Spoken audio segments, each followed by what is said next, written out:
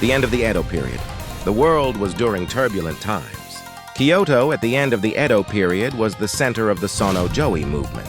Sono-Johi movement is the movement advocating reverence for the emperor and the expulsion of foreigners.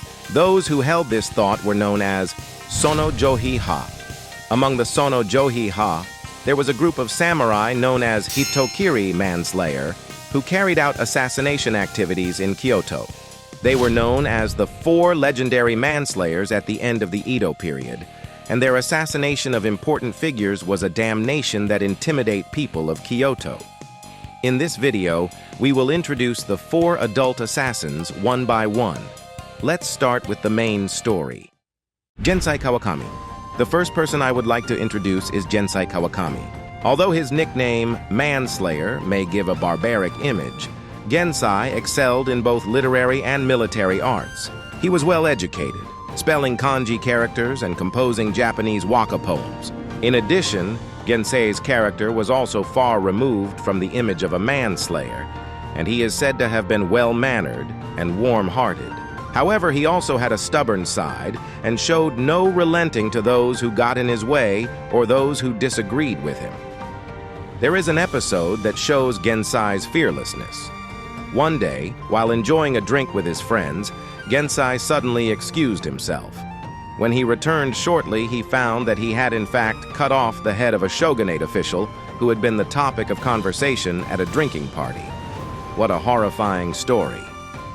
Gensai was a small man, about 150 cm tall, but he had a brutish side that cut people with impunity and was feared by aspirants of the same ideology. He once assassinated a prominent scholar simply because he behaved in a Western-like manner. Incidentally, Gensai was shocked that the scholar he assassinated shared the same ideology as himself and quit the assassination. Gensai is also the model for Himura Kenshin, the main character in the hit manga Rurouni Kenshin. Kenshin loved to use a reverse blade sword, in which the blade is on the other side. On the other hand, Gensai's sword was called Higo no Kuni Dudanuki Munehiro. It was a deep-surged sword, suitable for Gensai, who specialized in one-handed swordsmanship. Gensai's swordsmanship was his own style, and he did not have a school. Nevertheless, Gensai's swordsmanship was excellent, and he seems to have excelled at the Gyaku Kesagiri, a slash from the bottom up, from the opponent's flank to the shoulder. As explained earlier, Gensai was small in stature, so slashing techniques that flew from below were too deadly. Gensai was captured after he stopped assassinating people. Eventually, when the Edo shogunate ended, Gensai was released, but his ideology remained unchanged, and he was placed under the supervision of the new government. The new government was actively pursuing an open-door policy, so they captured Gensai, who was a nuisance, sent him to Edo on suspicion of assassination, and beheaded him.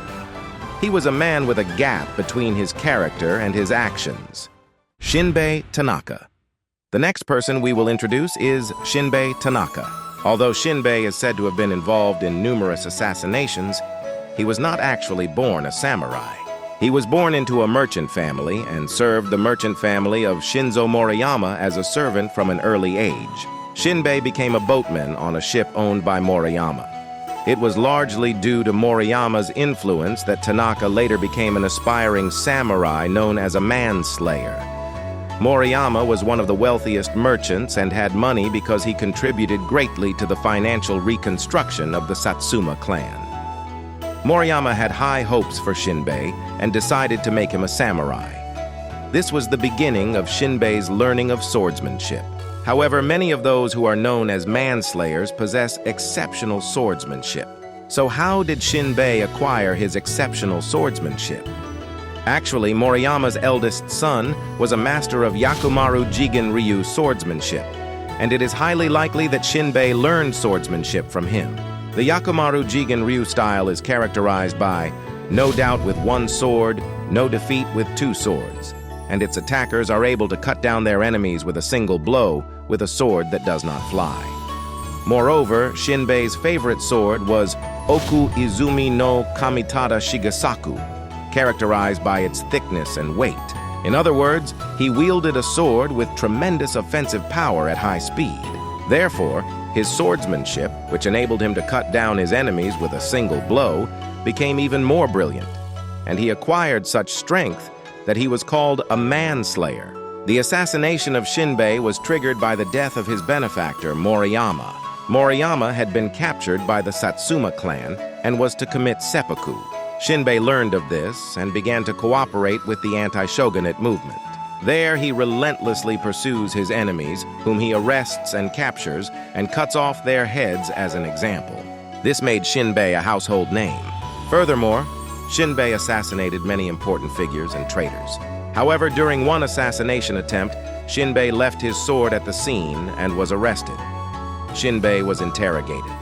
When confronted with his beloved sword as evidence, Shinbei's expression changed drastically, and without uttering a word, he snatched it from him and slit his own stomach and throat, ending his life.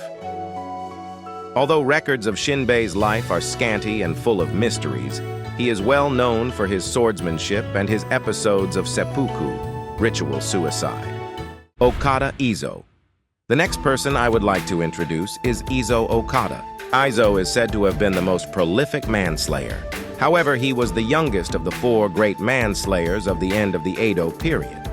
Moreover, his personality and career are shrouded in mystery, and there are few historical documents that record them. Izo was a poor man who could not afford to eat, but his talent for swordsmanship was discovered by Takechi Zuizan, who was trained as a master of the Kyoshin Meichi Ryu swordsmanship.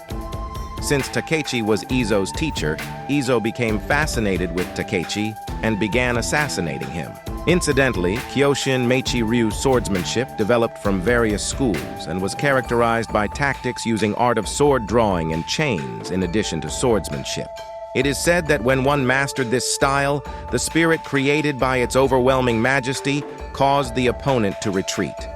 Izo, a master of the Kyoshin Meichi Ryu swordsmanship, assassinated those who disobeyed the will of Takechi and was known as a manslayer. It can be said that Izo's level of swordsmanship was very high. However, there was a man who told Izo to take a different path. He was Ryoma Sakamoto. Takechi and the Sakamoto family were distant relatives, and Ryoma and Izo had known each other since childhood. Despite this relationship, Ryoma was opposed to Takechi's radical approach, in which assassination was unavoidable for the sake of the emperor. Ryoma introduced Izo, who had been working as an instrument of assassination for Takechi, as a bouncer for Katsu Kaishu. This was not only out of sympathy, but also because he knew and trusted Izo's swordsmanship. Since Izo was on an assassination mission, it was too unusual for him to escort an important person of the shogunate with whom he had a rivalry. It was Ryoma's desire to rescue Izo from the darkness that led him to abandon the assassination and place him in the position of bodyguard. Although he was given the chance to lead a full life, he eventually resigned as a bouncer for Katsu Kaishu. He was caught as a member of an anti-shogunate organization that threatened the shogunate because of his past assassination attempts. He was tortured, told no one about the assassination, was abandoned by his benefactor Takechi, and was finally beheaded. Izo was the most prolific of the 4 great assassins of the end of the Edo period, but his life was short and fleeting. Nakamura Hanjiro. Finally, I would like to introduce Nakamura Hanjiro.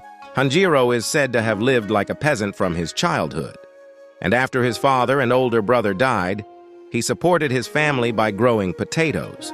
Due to his poor life, he did not have the opportunity to receive education and is said to have been illiterate, but his grandfather taught him to read and write, so it seems that he was well educated. Hanjiro belonged to an organization that trained Satsuma clan fighters and was friends with a master of the Yakumaru Jigen Ryu style. It is highly likely that he was a master of the Yakumaru Jigen Ryu as well as Tanaka Shinbei in terms of swordsmanship. One theory is that Hanjiro was a Jigen Ryu master. Like Yakumaru Jigen Ryu emphasizes first strike. However, unlike Yakumaru Jigen Ryu, which is characterized by speed, Jigen Ryu specializes in power, and when attacked with a sword, the sword itself cracks the opponent's head open. Hanjiro was also an excellent swordsman and was active in Kyoto with the support of Saigo Takamori and Okubo Toshimichi. However, he did not perform many assassinations, but mainly conducted reconnaissance missions. He did assassinate only once. Although he is treated as a manslayer in novels and other works, and has a strong image of assassination, he did not carry out many assassinations. After the Meiji Restoration, Hanjiro changed his name to Kirino Toshiaki and served as a major general in the Imperial Japanese Army.